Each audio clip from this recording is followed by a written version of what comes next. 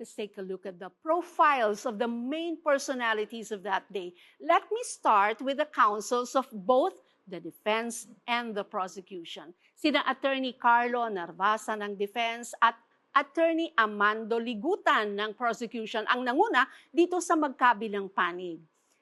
Senior Associate ng Fortune Narvasa Salazar Law si Narvasa, habang Managing Partner naman sa Sapayan Lim Alvarez and Ligutan Law si Ligutan. Senior Lecturer din sa UP College of Law ang abogado mula sa prosekusyon. Graduate ng Law ang abogado ng Defense sa Ateneo de Manila University at galing naman sa UP si Attorney Ligutan. Pumasa sa bar si Narvasa noong 2016 habang abogado na si Ligutan simula pa noong 2010. Specialization naman ni Narvasa ang arbitration, corporate rehabilitation, dispute resolution, habang public interest cases at local government at election laws naman ang kay Ligutan. Okay, Daniel, sino naman ang kauna-unahang testigo na humarap sa Senate Impeachment Court? Ang unang humarap nga na testigo para dito sa prosekusyon, ito si NBI Senior Agent na si John Mark Calilong.